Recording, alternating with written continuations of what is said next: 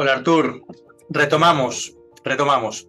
ahora sí, ¿no? Sí, ahora sí, después de esta interrupción yo seguiría exactamente por donde íbamos, que era, nos estabas contando de estos tres tiempos de los griegos y haciendo la relación con esta conversación que estábamos teniendo sobre los ciclos cósmicos.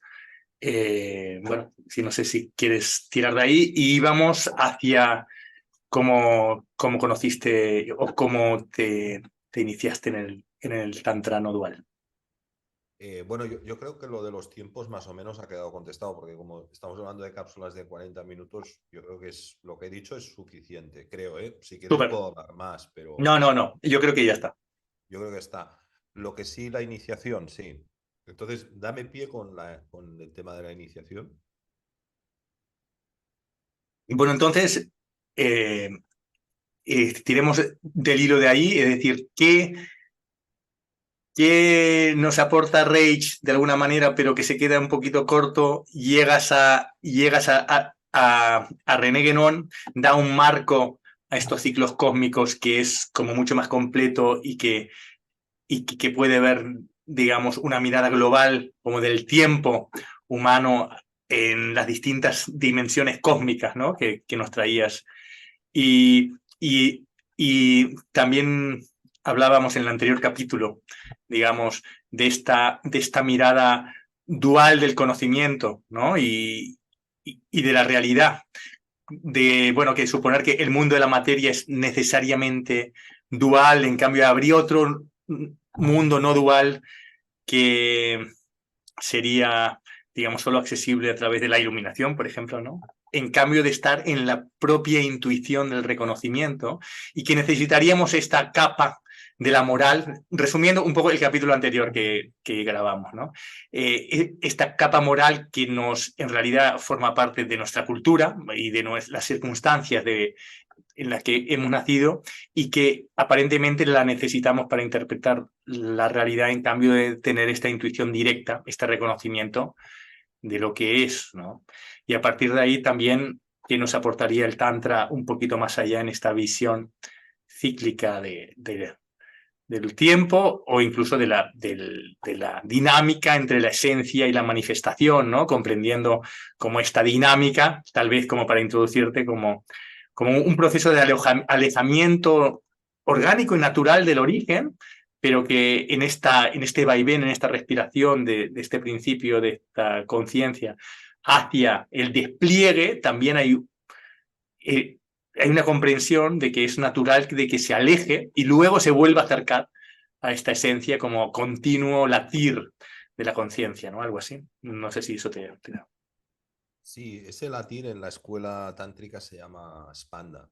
Es esa pulsación que es inmensamente parecido a lo que Reich nos contaba en Superimposición Cósmica y en su principio de pulsación, ¿no? Esa es la diferencia que hay entre lo védico y lo tántrico. Vamos a ver, el tantra, sea dual o no dual, se centra en la experiencia, en el disfrute de la vida, en la experiencia directa, mientras que lo védico, sea dual o no dual, se centra en el conocimiento, ¿vale? Entonces, podríamos llamar, como yo te comentaba antes, una tradición más antigua porque estaba basada en conceptos más matriarcales que después llevaron a conceptos más patriarcales, ¿vale? Podríamos verlo desde esta perspectiva simbólica. Entonces, lo que para mí es más maravilloso del Tantra es que cuando el Tantra llega a la no dualidad y el Veda llega a la no dualidad, se enfrenta con un problema, que el Tantra sí soluciona y el Veda no. Y es que desde la perspectiva del Vedanta muchas veces se habla de la necesidad de iniciarse y retirarse del mundo para poder hacer una labor contemplativa y demás, ¿no? Y de eso hay muchos textos de Shankaracharya que apuntan a eso, ¿no? Pero claro, eso es una contradicción con la no dualidad. Porque como decía muy bien Arcadio, cuando los ingleses llegaron a la India y hicieron las barbaridades que hicieron, que murieron millones de personas por sus políticas y demás, para la perspectiva de estas tradiciones, los ingleses también eran Shiva, también eran esa conciencia, ¿no? Entonces, quizás donde hoy más en día la gente está encontrando esa necesidad de ver que la creación no está separada del creador, sería en todo lo que ahora ha venido con el chamanismo. No lo voy a llamar neochamanismo para que nadie se me sienta ofendido, ni mucho menos, pero sí es una realidad como un templo de que desde la perspectiva de cualquier tribu tradicional del mundo, el creador o el gran espíritu o como lo llamen desde la palabra chamán es una palabra muy desprestigiada porque, a ver, no tiene nada que ver el chamanismo de Siberia con lo que puedan ser los queros, por ejemplo, ¿no? En Perú, ¿no? Pero sí que hay un elemento coincidente muy importante que apunta Mircea Eliade, que es un gran escritor que yo también recomiendo mucho, de que hay una necesidad dentro de muchas personas de la sociedad occidental de solucionar ese conflicto que se produce en el momento en el cual parece desde la religión que hay una separación o un despreocupamiento, es decir, Dios crea el mundo y se despreocupa de él, ¿no? Y a partir de ahí tú tienes que seguir una serie de normas morales para llegar a hacer el bien, que todo el mundo sabe lo que es, y a partir de toda esa serie de actos, pues digamos, positivos, tú llegas a una especie de quiniela donde al final pues apruebas o suspendes, ¿no?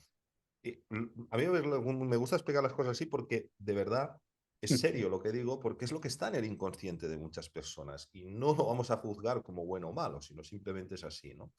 Lo que pasa es que el Tantra a mí me dio algo que me gustaba particularmente, porque por mi constitución y por mi forma de ser, pues yo no soy de tomar ceremonias ni cantar a la abuelita tal o ponerme ahí, que a veces pongo mi palo santo y hago mis rituales y mis cosas, por supuesto, ¿no? Pero no estoy cercano a esa forma de ver el mundo. El Tantra me ofrecía un camino mucho más claro, sobre todo a nivel de los textos, porque hay una cosa que es muy clara. Cuando tú te acercas a un texto verdaderamente revelado, de verdadera tradición, sea en Cábala, cuando lees un Sefer Yetzirah bien interpretado por un rabino que haya realmente decodificado lo que hay detrás, o un texto tántrico, védico, como los que te he contado, lo que más te sorprende es la claridad y la radicalidad que tienen en cuanto a manifestar que la manifestación es un despliegue,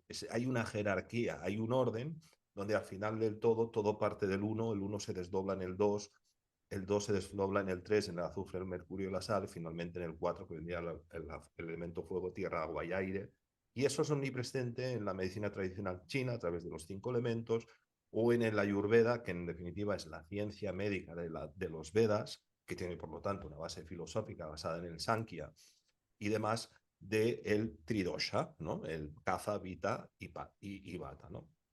Entonces, me enamoró la claridad expositiva y la sensación de cercanía, de decir, yo recuerdo en otras vidas haber estado ahí. O sea, yo cuando llegué a Cachemira, yo tuve, y un día si quieres lo puedo argumentar, la sensación de que yo ya había estado ahí y que yo ya había experimentado eso. Y se dio de muchas maneras, por señales, por cómo llego, la manera que llego, las circunstancias que llego, quién se opone a que yo haga ese viaje, etcétera, etcétera, ¿no? Entonces, bueno, yo lo encontré ahí, yo lo encontré ahí, pero además creo que lo importante no es encontrar tu camino, sino encontrarlo y al mismo tiempo ser consciente de que desde el lugar donde tú procesas la realidad, esa es la forma más cómoda, clara, prístina de llegar a un estado espiritual de paz, porque es lo que en definitiva todos buscamos esa paz. Uno se realizará por el conocimiento, otro se realizará por la devoción, por el corazón, que sería el Bhakti Yoga, y finalmente otros lo harán más por los sentimientos, ¿no? Por ejemplo, como todo lo que sería el Tao o el confucianismo. Por eso siempre digo que el harakiri significa cortar el cerebro o el origen del ki, de la energía del ki, que para los japoneses está aquí abajo, para las culturas más chamánicas estaría en el corazón y para nuestra cultura, que en eso sí que enlaza con la India, estaría más basada aquí, en este cerebro más Dentro. mental, ¿no? Más lógico, ¿vale? Entonces, es por una cuestión de comodidad ante el gran descanso, como dice Arcadio Rojo, porque cuando te das cuenta de esto, cuando tomas conciencia de esto, es cuando verdaderamente cuando te das cuenta de que procesamos la realidad desde una perspectiva dual y que darse cuenta de eso es el gran descanso, como dice Arcadio, es el punto en el cual dices, vale, ahora aquí sí que tengo la sensación por primera vez de estar pisando un terreno firme que me permite conseguir una paz, que me permite contemplar el Kali Yuga como lo que verdaderamente es, como un holograma y un divino juego de esa conciencia. Y ahí pues tuve la suerte en la India de conocer a una serie de personas que en principio no fueron quienes me iban a iniciar, pero que en el año 2016, a través de una serie de hechos que ocurren, es decir, 3 años después, yo pido seguir compartiendo esos textos iniciáticos para Marta Sara, Spandakarika, en fin, todos estos textos y seguir caminando este camino de realización personal. Y eso que cuento es la primera vez que lo cuento públicamente, porque ni siquiera Cuéntanos, cuéntanos. Hay mi esposa curiosidad por sabe aquí. quiénes son, ¿no? Hay curiosidad por aquí, cuéntanos. No, bueno, a raíz del congreso, pues conocí al que había sido el trustee del ashram de Swamiji, Swami Las Manju, que fue el primer occidente, el primer indio, o sea, la primera vez que se oye plenamente hablar del Trika en Occidente es en el año 1989, cuando un tal John Hughes llega al ashram de Swami Las Manju en Srinagar, y a partir de ahí todo ese conocimiento llega, ¿no? Porque, a ver, es que en los años 80, 90, ir a Sikkim o ir a Ladakh o ir a Cachemira no era fácil, o sea, no era sencillo, ¿vale? Que es los lugares donde se ha dado donde se han dado pues momentos muy importantes de la historia de la India. No se podía ir como así, como así. Entonces, ese momento que coincide también con la publicación de varios libros, también con la obra de Raymond Paniker, pero bueno, Raymond Paniker, por ejemplo, cuando habla del hinduismo, yo no lo sé porque no he leído el libro, pero Arcadio sí me lo ha dicho, el Trika y el Tantra no dual es como una cosa por la que pasa de puntillas, ¿no? Cuando estamos hablando, y lo quiero reiterar, de la tradición, al menos por los arqueólogos en lo que han estudiado este tema en profundidad, más antigua del mundo. Estamos hablando de una tradición que viene de la Edad de Plata. Como yo te decía, o sea, en Harappa, en Mohenjo-Daro y tal, se han encontrado los símbolos religiosos, en este caso, lingams y yonis, es decir, falos y demás, que son los símbolos de las representaciones del Tantra, que podían datar de hace 12.000 años. O sea, estamos hablando de una tradición antiquísima, no lo siguiente. Antiquísima, no lo siguiente, ¿no? Y bueno, me sentí ahí con una sensación de wow. O sea, pero también al mismo tiempo volviendo al camino, ¿no? Con una responsabilidad al mismo tiempo, porque creo que esta serie de entrevistas que hacemos, sí, las disfrutamos, como te he dicho antes, lo pasamos muy bien, pero también un ejercicio de responsabilidad, un ejercicio de servicio. Y de la misma manera que yo tuve la sensación de que en otras vidas había estado ahí creando ese conocimiento o participando activamente en ese conocimiento, al volver desde Occidente a ese lugar, tuve la poderosa sensación de que ahora se me entregaba el relevo de iluminar o de acompañar. Iluminar no me gusta, pero sí acompañar y sí divulgar y tratar de poner ese importante grano de arena que necesita este Kali Yuga, porque otra cosa también muy importante, los textos más antiguos y más sagrados coinciden todos en un elemento común, que es que hablan de este tiempo de ahora y de este cambio de era. Están hablando del cambio de era y está hablando del cambio de era el Tao, el confucianismo, el Vedanta y todas las tradiciones y cosmogonías del mundo. O sea, poca broma porque este cambio de era, todos los que lo han estudiado parecen coincidir que es especial con respecto a los otros cambios de era que han sufrido las humanidades anteriores, en las cuales no quiero entrar porque eso ya sería materia de especular, ¿no? Pero que somos los primeros, estoy convencidísimo de que no. Y Bueno, estoy entonces, convencido de que este cambio de era va a ser el más complicado de todos los anteriores. eh, estamos de acuerdo que cuando empiezan estos autores que citaste antes en el otro capítulo a escribir sobre el Tantra, no es una cosa nueva, sino que realmente es una tradición antigua que tiene un resurgir en esa época, siglo VIII, siglo IX, siglo X, tal vez por una deriva especialmente dual de la sociedad, de la sociedad india, que estaba especialmente obsesionada como la sociedad occidental en el tema de la pureza, que en Occidente era el pecado. Y es como que todos estos textos que se empiezan a escribir por primera vez, al menos que tengamos registro, como ya había hecho por primera vez, que sepamos también Lao Tse en la tradición taoísta, ¿no?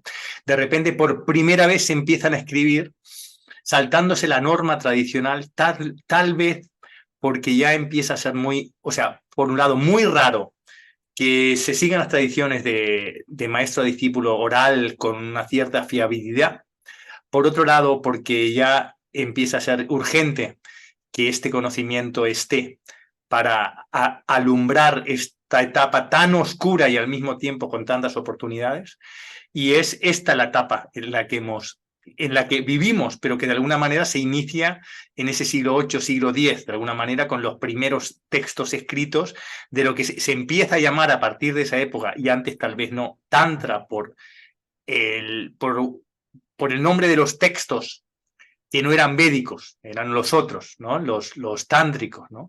Pero tal vez esta tradición, quizá el nombre más antiguo, y tú lo acabas de citar también, y que a mí me gusta mucho, y tengo ganas de irlo recuperando más para salir de tanta confusión con el tantra sensualizado, digamos, ¿no? Es la base. Occidentalizado, sí.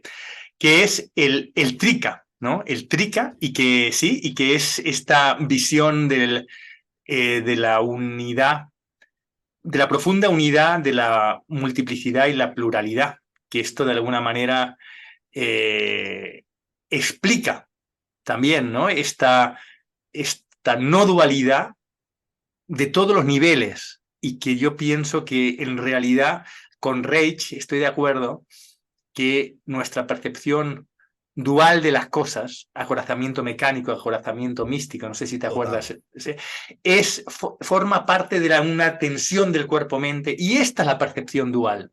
Cuando hay un estado de paz, hay un estado de amor, hay un estado de claridad, puedo ver lo múltiple, puedo ver lo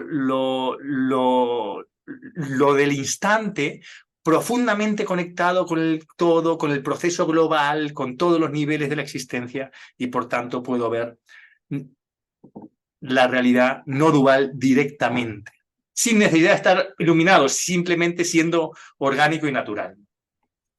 Y reconocer el sufrimiento del otro en ti. Sí, sí, porque lo sientes. O sea, yo ahora estoy con unos dolores, es decir, mira, o sea, con esto que está pasando en Israel, que siento que es en Palestina, que es brutal, ¿no? Yo, sabes, también como hijo de preso político, torturado y tal, no sé qué, que en mi casa a los 3 años, 2 años tenía todavía, entró un escuadrón paramilitar para llevarse a mi padre, que tenía 22 años, a las 3 de la mañana, ¿no? Que estuvo 3 meses desaparecido y torturado. Y yo viví desde afuera, pero lo fui a ver, o sea, toda esta realidad para mí que yo he sufrido de alguna manera también, ¿no? Como niño, ¿no? La violencia del Estado, ¿no? La violencia de lo más irracional que hay, es decir, por el poder, ¿no? Y por el dinero y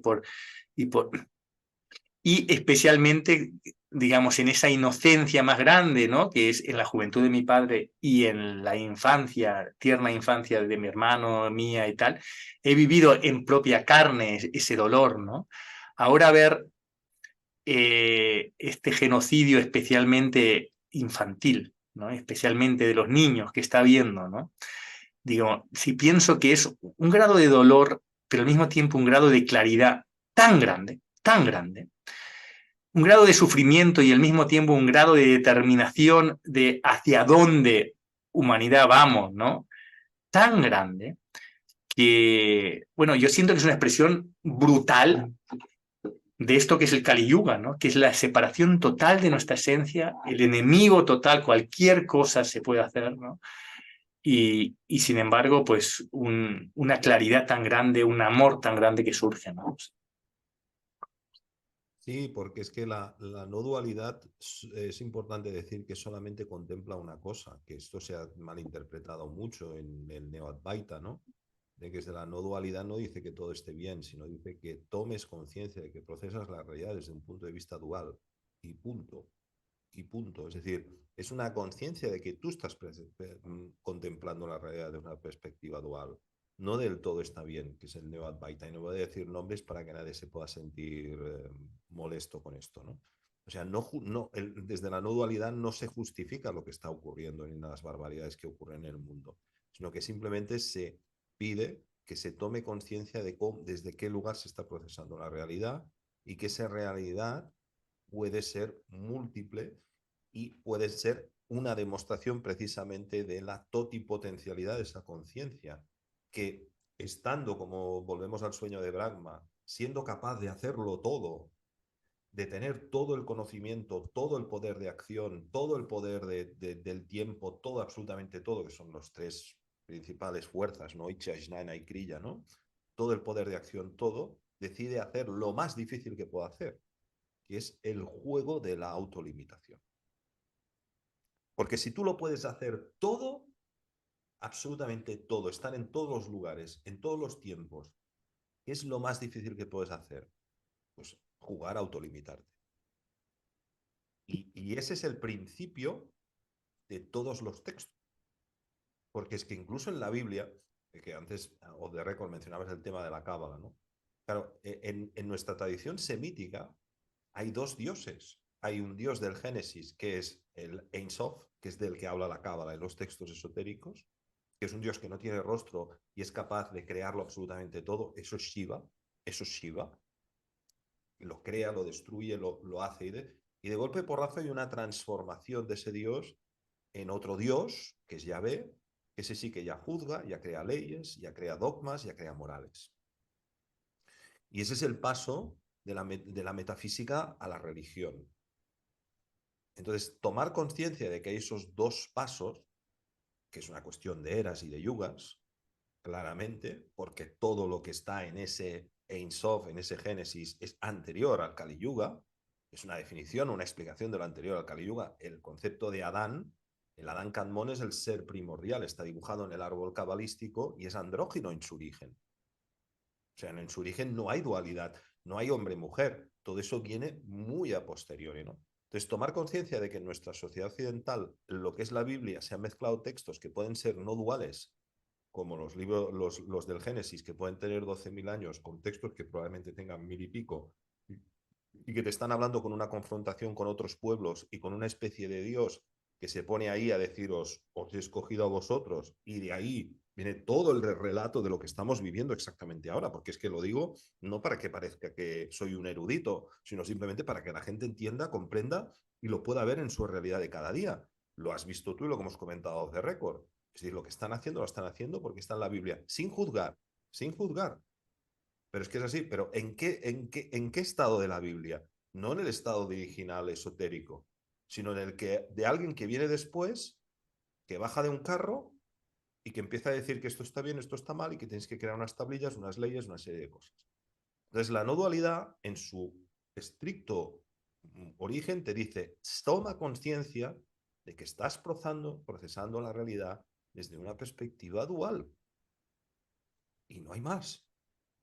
Y eso no significa que yo justifique o no me pueda indignar, que por supuesto me he indignado, ante las injusticias del mundo, ocurran en Gaza, ocurran en donde sea.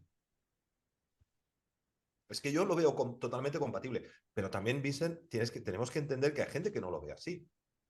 Sí, sí, no, no, y que forma parte de la función cósmica de cada uno, cada cual, ¿no? Para que haga su trabajo. Cada uno hemos venido a hacer nuestro trabajo. Yo siento que está muy claro cuál es el nuestro, pero también hay una comprensión, ¿no? Profunda que, bueno, que aquí están las cartas repartidas también, ¿no? Y cada uno tiene que hacer su trabajo porque forma parte de esta complejidad que es la vida. Venga, cuéntanos para autolimitarnos, ¿no? Es decir, cuéntanos cómo fue ese entrar en esta tradición para que podamos conocer un poquito también este Bueno, detalle más personal en este caso, ¿no? Pero que bueno, que tiene su significación. detalles más personales, mira, es curioso porque yo cuando tenía 10 años, en el año 83, yo leí un libro que se titulaba y se titula Jesús vivió y murió en Cachemira de un escritor que se llamaba Andreas Faber-Kaiser, un gran periodista.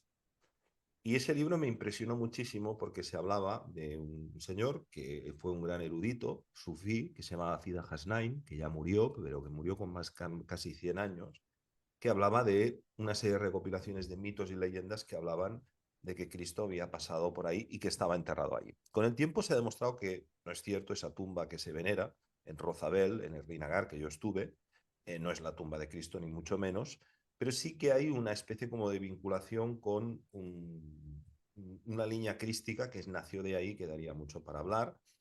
Y sobre todo después, porque después leí a Roerich, Notovich y todos estos autores que hablaban de cuando se descubre en el monasterio de Emis una serie de textos en letra palí que hablan del paso de un tal Yeshua o Yisa por esas tierras, ¿no? Entonces, ese mito de adolescente me cautivó. Y digo de adolescente porque lo leí de niño, lo leí en el 80 y pico, 84, 85, cuando salió, tenía 10, 12 años, ¿no? Entonces, desde dentro sentí la sensación, sobre todo por mi profunda admiración por Andreas, que para mí ha sido el mejor periodista que ha existido nunca, de que algún día yo estaría ahí y yo volvería, ¿no? Y las circunstancias hicieron que 30 años después, cuando cumplía los 40, pues se diera toda esta situación que te he explicado del Congreso Internacional, de todo, y de que también estuve en Ladakh, estuve en el monasterio de Demis. En el monasterio de Demis tuve una experiencia personal muy fuerte durante un sueño, y hay que tener en cuenta que el monasterio de Demis está a 4.000 metros de altura, con lo cual es normal los estados alterados de conciencia, y lo tuve y me lo voy a guardar para mí, que me vio a recordar pues un periodo de paso mío por esas tierras. Es decir, que me tocó en lo personal, porque yo siempre digo que no es que estuviera en la India, yo estuve en Cachemira, que es ahora mismo 99% musulmana, o sea, el ashram de Swamiji, este que te digo, había los militares protegiéndolo, porque ahí es una zona de guerra. Y es curioso, volvemos siempre a lo mismo, todos los lugares iniciáticos del mundo hoy en día están divididos por muros y por situaciones de guerra, ¿no? Y lo que está ocurriendo entre la India y Pakistán, pues así, había una presencia del ejército impresionante, ¿no? Porque cada 2 por 3, los años antes, habían habido bombas que habían caído de Pakistán, etcétera, etcétera. He estado justo en el Shastra Pol, que es una roca donde se dice que se revelaron los Shiva Sutras, y solamente pudimos ir ahí escoltados por el ejército, ¿no? En concreto por 4 militares hindúes, ¿no? O sea, hubieron una serie de anécdotas que fueron muy interesantes y muy particulares, sobre todo porque después en Ladakh pues también tuve esta experiencia personal que ya te digo que me llevó a pensar y a vivir en primera piel de que ese lugar, todo lo que sería la Cachemira, pero también el Ladakh y también el Karakorum en el otro lado, en Pakistán. No podemos olvidar, por ejemplo, de que se dice que Alejandro Magno murió ahí, murió en Ladakh, que hubieron muchísimas guerras para tratar de controlar esa región en la época bueno, de los que adoraban ese dios que se llama Nimrod. Es decir, también era un punto muy caliente, era un punto que verdaderamente estar ahí es algo especial. O sea, hay lugares del mundo que, bueno, yo no he estado, por ejemplo, en el Urubamba, pero todo el mundo que cuando llega del Urubamba y explica la experiencia de haber estado con los queros o así, pues dije, bueno, pues es muy parecido a lo que yo sentía a nivel personal. Y como aunque me realizo mucho por la comprensión intelectual y demás, pues también tengo mi corazón y también la fuerza devocional es importante en mí, ¿no? Porque al final la devoción es la gasolina, el motor que te mueve, el ansia, o sea, no es el saber, sino el ansia de saber es lo que verdaderamente está en la vida, ¿no? Yo soy muy, o sea, yo creo mucho en esa frase de Frank Herbert, de que la vida no es algo a comprender, sino una realidad a experimentar. Y eso también conlleva mucho la no dualidad, ¿no? La no dualidad te dice que, en definitiva, bajas y subes para experimentar el juego, y que ese juego, de experiencia de ese juego, es lo que verdaderamente es la vida. Porque la vida siempre va a escapar en su comprensión a todo. O sea, siempre. La vida tiene unas leyes que te dice siempre habrá variables ocultas, que no tienes por qué saberlas porque aquí no has venido a saberlas, aquí has vivido a experimentarlas.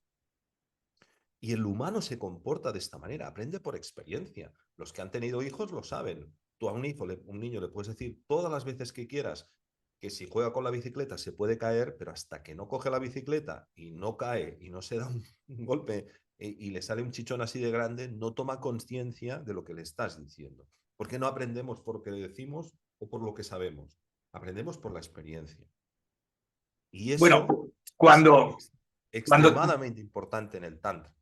ahí Es, está, cuando tenemos conciencia de ello, porque vivimos en una sociedad que, digamos, que ha construido un ser humano que ya no aprende de la experiencia porque espera aprender de la autoridad externa.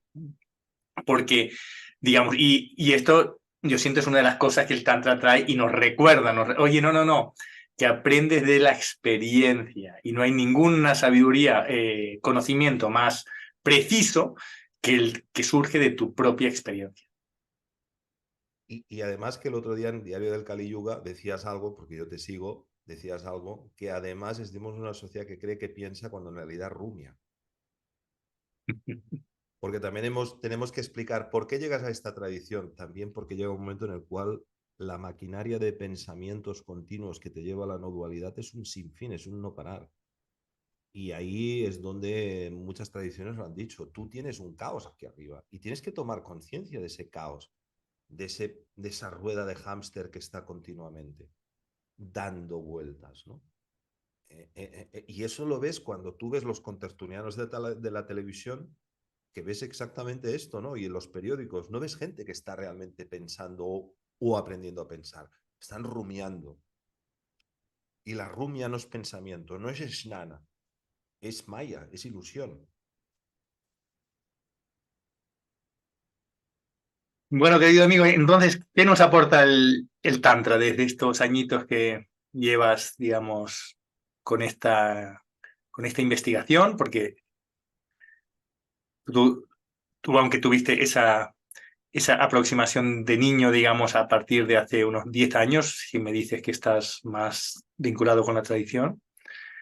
Yo sabes también que yo desde 2008 que me acerqué a Danilo Dier, Eric Baret, que fueron los primeros con los que contacté, pero después también sí tuve la suerte de conocerte a ti, a Arcadio Rojo y a otros compañeros, a Cubera, que es otro tipo interesante que anda por aquí, que viene de la línea de Laxman Joe, muy experimental, no sé qué. Y después los textos, ¿no? Los textos y al final es una exploración interna, ¿no? Y en la vida cotidiana, si tú sabes, y en lo que hacemos nosotros en Mayéutica es muy a través del cuerpo, ¿no? ¿Cómo nos sintetizarías tú ese aprendizaje que te viene el Tantra en